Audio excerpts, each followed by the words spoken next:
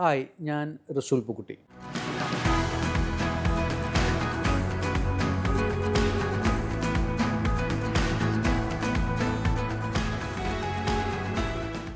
എൻ്റെ ലൈഫിൽ ഒരുപാട് സർക്കിളിംഗ് ബാക്ക് എൻ്റെ ലൈഫിലുണ്ട്. ഞാൻ ഇൻസ്റ്റിറ്റ്യൂട്ടിൽ പഠിക്കുമ്പോൾ എൻ്റെ ഹോസ്റ്റൽ റൂമിൽ ട്രെയിൻ സ്പോട്ടിങ്ങിൻ്റെ ഒരു പോസ്റ്റർ ഉണ്ടായിരുന്നു. Train spotting is one of the most famous films of Danny Boyle. ഞാൻ ആദ്യം ലണ്ടനിൽ വർക്ക് ചെയ്യാൻ പോകുമ്പോൾ ഒരു ദിവസം ഒരു വെള്ളിയാഴ്ച ഞങ്ങൾ അവിടെ കുറേ ബാർ എന്നൊരു വലിയ ഒരു റോഡ് സൈഡ് ബാർസ് ഉണ്ട്. അവിടെ ഇങ്ങനെ ഈ സോഹോ എന്ന് പറഞ്ഞാൽ ഭയങ്കര ബോംബെയിൽ അന്തേരി പോലെ ഒരുപാട് പോസ്റ്റ് പ്രൊഡക്ഷൻ സ്റ്റുഡിയോസും ഹൗസസും ഒക്കെ ഉള്ള സ്ഥലമാണ്. ഒരു ഫിലിം ആക്ടിവിറ്റീൻ്റെ ഹബ്ബാണ് ലണ്ടനിലെ സോഹോ. ഈ സോഹോ സ്ട്രീറ്റ്സിൽ ഒരുപാട് ആളുകൾ ഒരു ഫ്രൈഡേ ആഫ്റ്റർനൂൺ ആകുമ്പോഴത്തേക്ക് എല്ലാവരും സ്ട്രീറ്റിൽ വരും. There interacting kind of networking. ഞാൻ അങ്ങനെ ഒരു ബാറിൻ്റെ പുറത്ത് ഞങ്ങളൊക്കെ ഇങ്ങനെ സംസാരിച്ചുകൊണ്ടിരിക്കുമ്പോൾ അവിടെ ഐ സോ ട്രെയിൻ സ്പോട്ടിങ്ങിൽ അത് സ്കോട്ടിഷ് ആക്ടറിനെ കണ്ടു. In 2007-8 in that window of time ഞങ്ങൾ ഗജനി ഷൂട്ട് ചെയ്തുകൊണ്ടിരിക്കുകയാണ്. അപ്പോൾ എനിക്കൊരു കോൾ വന്നു. എൻ്റെ ഒരു പ്രൊഡ്യൂസർ ഫ്രണ്ട് വിളിച്ചിട്ട് പറഞ്ഞു, റസൂൽ, ഡാനി ബോയലിൻ്റെ ഒരു സിനിമയുണ്ട്, പിന്നെ സിങ് സൗണ്ട് ചെയ്യണം, ലൈവ് സൗണ്ട് ചെയ്യണം, ചെയ്യാൻ പറ്റുമെന്ന് ചോദിച്ചു. ഞാൻ ആകെ അത്ഭുതപ്പെട്ടു. ഞാൻ പറഞ്ഞു wait let me call you back. ഞാൻ നെറ്റിൽ പോയി നോക്കുമ്പോൾ, IMDb പോയി നോക്കുമ്പോൾ ഡാനി ബോയൽ, ഞാൻ നോക്കുമ്പോൾ ഇന്ന ഡാനി, ഞാൻ ഇവന് പേര് വല്ലതും തെറ്റി പറഞ്ഞതാണോ. അപ്പോൾ ഞാൻ റിസർച്ച് ചെയ്തപ്പോൾ ഡാനി ബോയിലാണ്. Is doing a pre production for a film in India. അങ്ങനെ IMDbയിൽ ഞാൻ അങ്ങനെ കണ്ടു. ഞാൻ തിരിച്ചു പറഞ്ഞു, I'm doing the film. There is no question, I'm not doing the film. അപ്പോൾ എൻ്റെ ഭാഗ്യത്തിന് ഈ വിൻഡോ ഓഫ് ടൈം, ഈ ഷൂട്ടിങ്ങിൻ്റെ വിൻഡോ ഓഫ് ടൈമിൽ അമീർ ഖാൻ ഗജനിയിൽ കക്ഷിയുടെ ബോഡി ബിൽഡിങ്ങിന് വേണ്ടി 6 months ബ്രേക്ക് എടുക്കുന്നു. So perfect timing for me. അങ്ങനെ ഞാൻ ഡാനി ബോയിലിനെ മീറ്റ് ചെയ്യാനായിട്ട്, it's kind of a job interview. വെസ്റ്റിലൊക്കെ അങ്ങനെയാണ്. So you go and meet and talk to the production. ഞാൻ ഡാനി ബോയിലിനെ പോയി കാണുന്നു. അപ്പോൾ ഒരു 5-star ഹോട്ടലിൽ ബ്രേക്ക്ഫാസ്റ്റ് മീറ്റിംഗ് ആണ്. ഞാൻ പോകുമ്പോൾ പുള്ളിയുടെ കയ്യിൽ ഒരു പേപ്പറുണ്ട്. ഈ പേപ്പറിൽ പുള്ളി എന്നെപ്പറ്റി എല്ലാ റിസർച്ചും ചെയ്തിട്ട് ഞാൻ ചെയ്ത സിനിമകളെല്ലാം എഴുതി വെച്ചിട്ട് നമ്മൾ സംസാരിച്ചു. അപ്പോൾ ഡാനി ബോയലിൻ്റെ ഒരു നേച്ചർ എന്ന് പറഞ്ഞാൽ, when you sit with him, he makes you feel that you are Danny Boyle and he is an insignificant man. That's the humility of that man. I was completely taken aback. എന്നിട്ട് പുള്ളി എന്നോട് ചോദിച്ചു, റസൂൽ, ഇതിൽ ഏത് സിനിമയാണ് ഞാൻ നിങ്ങളുടെ സിനിമ കാണേണ്ടതെന്ന് ചോദിച്ചു. അപ്പോൾ എനിക്കൊരു ഉത്തരം പറയാൻ പറ്റുന്നില്ല, എന്തൊക്കെയാണ് പുള്ളിയുടെ കയ്യിലുള്ളത്. ഞാൻ പറഞ്ഞു, sir, you can watch any film. If it is not in the whole film, at is in one scene I'm there.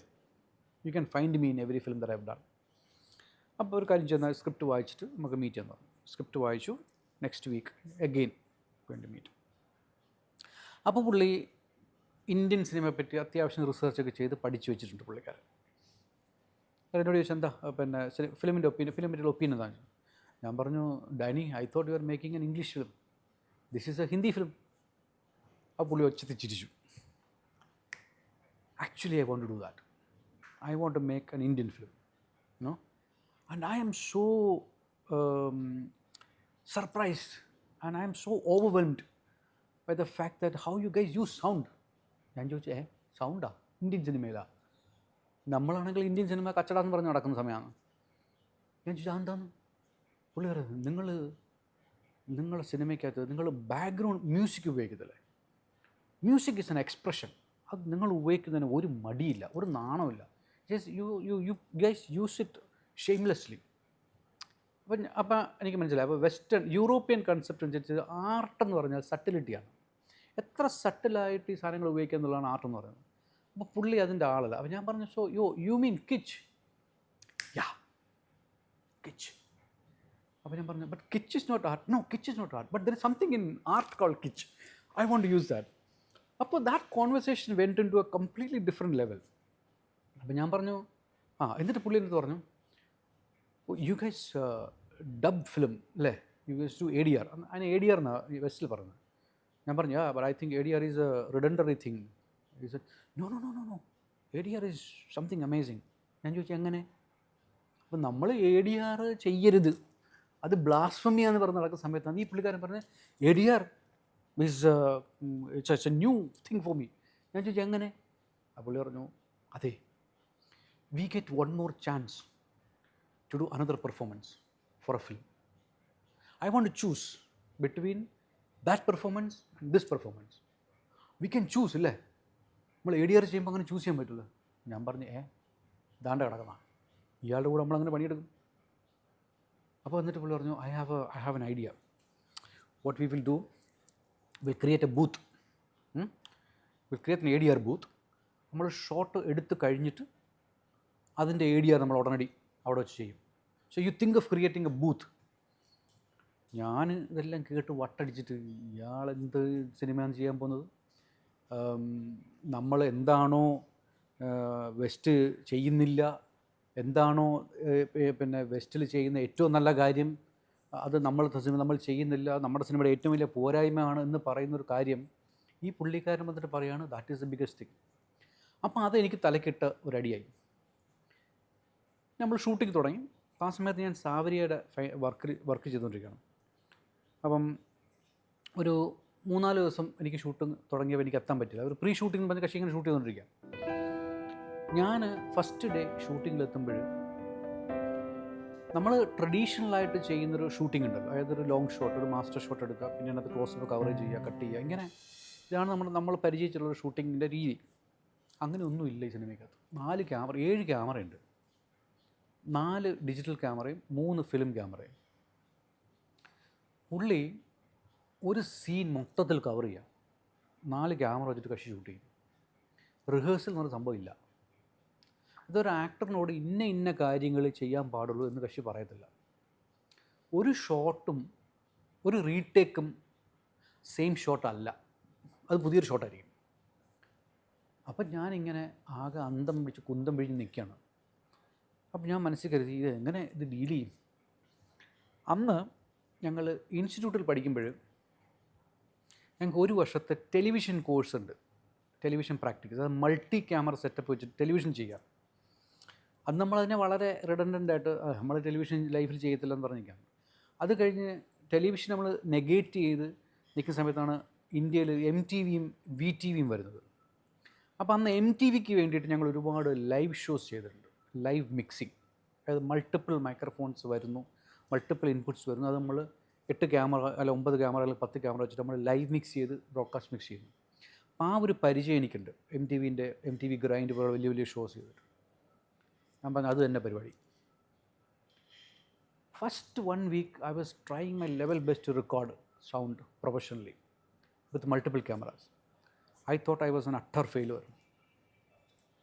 Second weekൽ ഞാൻ കരുതി ഈ പരിപാടി മൊത്തം വിട്ടിട്ട് ഞാൻ ഷൂട്ടിങ്ങിന് പോകുമ്പോൾ ഞാൻ അമീർ ഖാനുമായിട്ട് ബോംബെയിൽ in the streets of Bombay I have done live sound for Ghajini. അപ്പോൾ എൻ്റെ തന്നെ ലോകത്തിൽ ഏത് സിറ്റുവേഷനിനെ കൊണ്ടിട്ടാലും I will do live sound.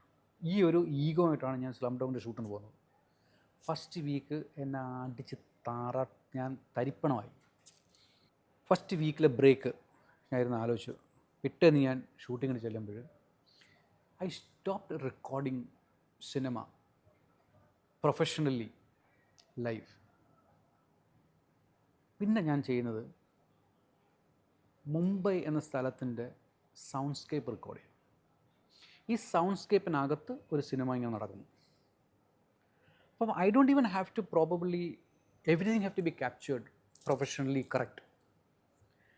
I thought I took it as an experiment.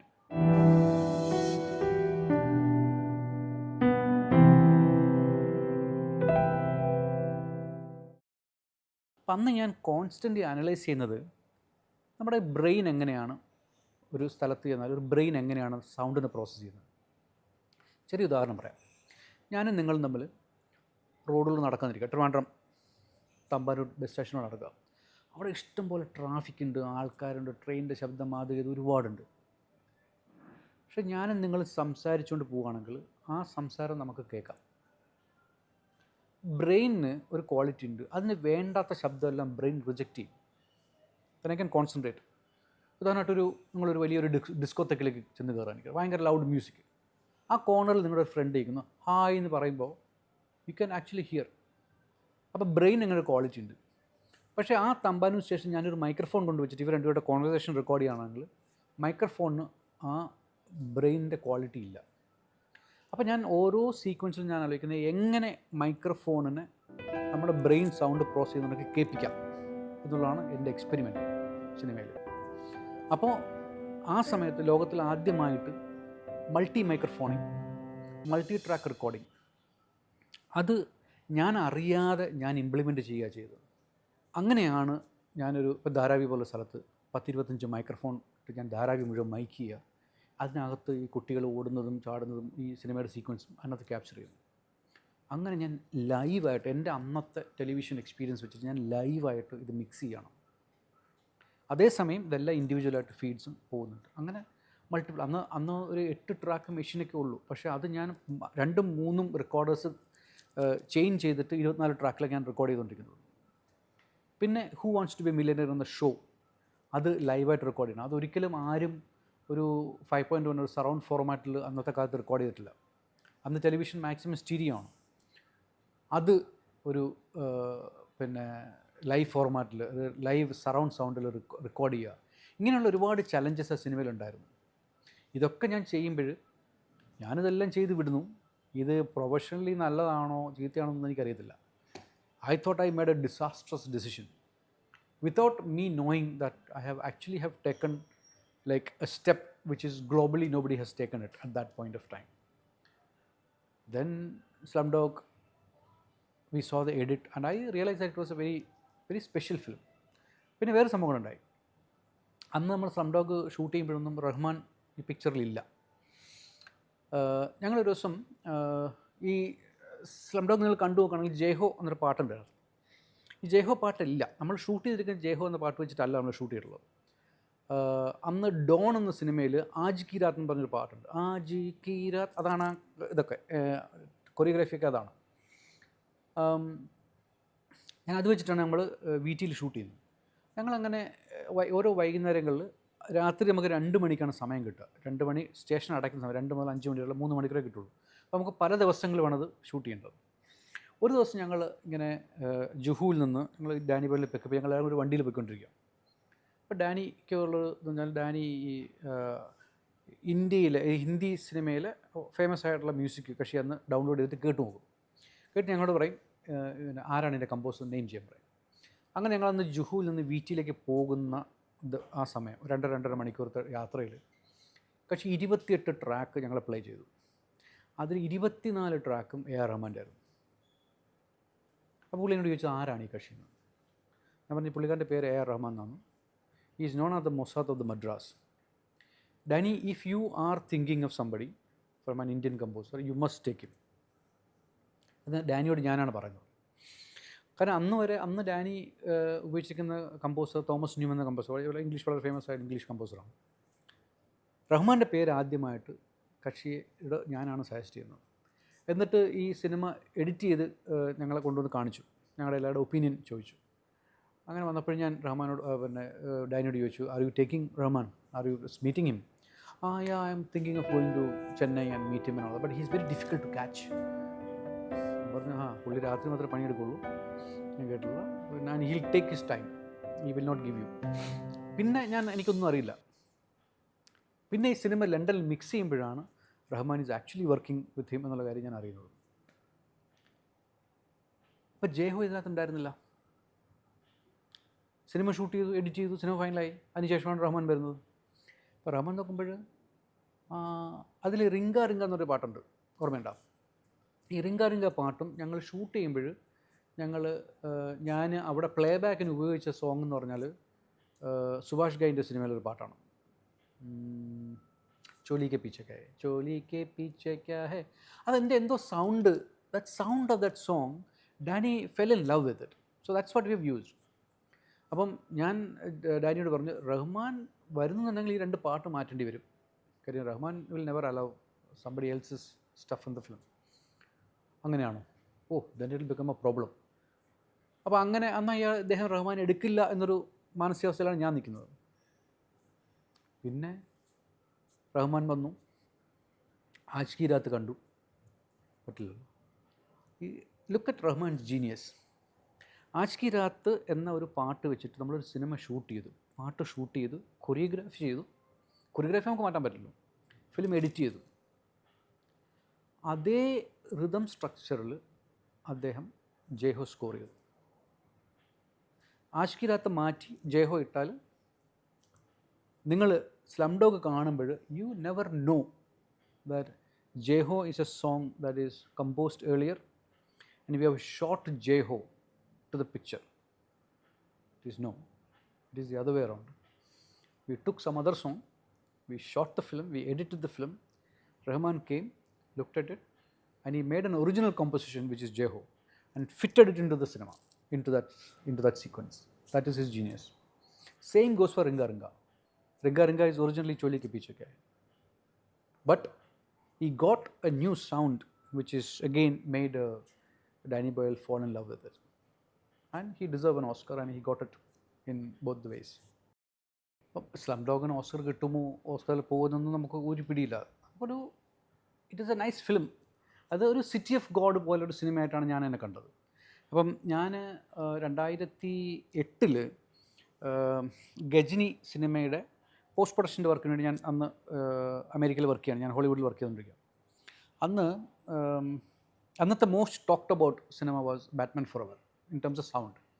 അപ്പോൾ എന്നും എല്ലാ വർഷവും അവർ ഒരു സിനിമ MPSC motion picture sound editors guild ഒരു സിനിമ എടുത്ത് അതിൻ്റെ സൗണ്ടിനെ പറ്റി ഡിസ്കസ് ചെയ്യും. So they will invite the film maker, composer, sound designer. അന്ന് ബാറ്റ്മാൻ ഫോർ എവർ ആണ് ഉണ്ടായിരുന്നത്. Christopher Nolan, Richard King, Hans Zimmer and music editor, ഇവർ 4 പേരെയും വെച്ചിട്ടാണ് ആ ഷോ. സോ ഐ വെൻ ടു, ഞാൻ എൻ്റെ അസിസ്റ്റൻറ്റുമായിട്ട് ഞങ്ങൾ കൊഡാക് തിയേറ്ററിൽ വന്ന് വണ്ടി കൊഡാക് തിയേറ്ററിൽ പാർക്ക് ചെയ്തിട്ട് we walked across the Chinese theatre. വണ്ടി പാർക്ക് ഇങ്ങനെ ഇറങ്ങി വരുമ്പോൾ ഞാൻ കുണാലിനോട് പറഞ്ഞു, Kunal, one day we will come here യാർ, ദിസ് ഇസ് അവർ സ്പേസ് എന്ന് പറഞ്ഞിട്ടാണ് ഞങ്ങൾ ഇതിന് പോകുന്നത്. ആ ഷോ കണ്ടു, ഹാൻസ് സിമ്മറിനെ കണ്ടു. They talked extensively about how they did the sound. അത് കഴിഞ്ഞ് 6 മാസം കഴിയുമ്പോൾ ഞാൻ, so I never expected me and Richard King are competitors at the Oscars. So Richard King won for sound design, Batman Forever. I won for sound mixing for Slumdog. So he came out and we were standing in the winners photograph. I met Richard King and shook his hand and I told him, look, I was there on the show. I never knew that we will be together like this. And I found, Hollywood, in terms of the technical community, it's like a fortress. You can't enter into that fortress, but when you do a substantiative work, when you do something remarkable, and that's also a community, they'll accept you, they'll take you in. They celebrated me, first time ever somebody who was not from that community has been celebrated. So അത് എന്നെ സംബന്ധിച്ചുള്ള ഒരു വലിയ decisive moment ആയിരുന്നു.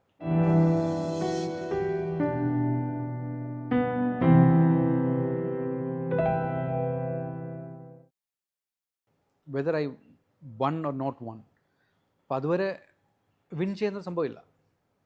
U won, then you make a speech there. That speech become very decisive because അതുവരെ ആരും അങ്ങനെ ഒരു sound mixer has not spoken in a stage like that. Then I was going through a very ഭയങ്കര ഒരു ഡൈക്കോട്ടമിയിൽ I was going through. because നമ്മൾ slum dog പോലൊരു സിനിമ ചെയ്തു. As a professional I did work on that film. I have differences with the film. Certain aspect of the film, I have differences. Now, Danny is working on an artistic kitsch. He wants to shock people at places, ഇപ്പം അമിതാഭ് ബച്ചൻ്റെ കാണാൻ വരുന്ന ചെക്കൻ തീട്ടക്കുഴി വീഴുന്നത്, it's like, I mean, those were shot on the real location. It is true. Places like that exist in Dharavi. പിന്നെ there are many things. കുട്ടികളുടെ കണ്ണു ചുഴയുന്ന അങ്ങനെ ഒരുപാട് കാര്യങ്ങൾ എനിക്കൊരു ഇന്ത്യൻ എന്ന നിലയിൽ ഇന്ത്യ എങ്ങനെ പോർട്രേ ചെയ്യുന്നു, ഇതാണോ ഇന്ത്യ എന്ന് ഒരു മറ്റുള്ളവർ പറയുന്ന ഒരു സിറ്റുവേഷനിലേക്ക്, ഇന്ത്യ ഇങ്ങനെയൊക്കെയാണ്. ധാരാവിയിൽ പിന്നെ ഒരുപാട് ടൂറിസം, ധാരാവി ഈ സിനിമയുടെ പേരിൽ ഒരുപാട് ടൂറിസം ധാരാവിലേക്ക് വരുന്നു. അപ്പോൾ ഇത് മാത്രമല്ല ഇന്ത്യ എന്ന് പറയേണ്ട ഒരു ഉത്തരവാദിത്വം എനിക്കുള്ളതായിട്ട് തോന്നി, ഒരു ആർട്ടിസ്റ്റ്, ഒരു ഇന്ത്യൻ ആർട്ടിസ്റ്റ് എന്ന നിലയിൽ. അതാണ് എൻ്റെ Oscar speech. So I told the world, what you saw in Slumdog is not actually the India. that we come from. അതെൻ്റെ ഒരു ആർട്ടിസ്റ്റിക് റെസ്പോൺസിബിലിറ്റി ആയിട്ട് എനിക്ക് തോന്നി, ഞാനത് പറഞ്ഞു. That created a lot of, upheaval in India. So, myself, Rahman, and Gulzar Saab, our win is cinematically, it is a huge milestone because the first time ever, competitive Oscar that we have made a mark, technical and aesthetics and force. അത് കഴിഞ്ഞ് Indian ആർട്ടിസ്റ്റിനുള്ള acceptance, ഉദാഹരണമായിട്ട് ഇപ്പം Priyanka Chopra is such a huge star in Hollywood right now, and many people post that, many of the avenues that is open for Indian cinema, Indian people, and we were started looking at as, creative force, technically excellent people, who have everything is going for one of the biggest filmmaking community in the world, and we're getting acceptance in the Hollywood, among the Hollywood community. അതൊരു huge ചേഞ്ചാണ്. അത് യങ്സ്റ്റേഴ്സിൽ ഉണ്ടാക്കിയ impressionable changes, thereby Indian cinema going through a remarkable change. നമുക്ക് Oscar കിട്ടിയപ്പോൾ ഞാനും റഹ്മാനുള്ളൊരു ഇൻ്റർവ്യൂവിൽ ആരോ ചോദിച്ചു, so what is a big deal about your Oscar? Rahman പറഞ്ഞു, next 10 years is going to be Indian cinema's golden period.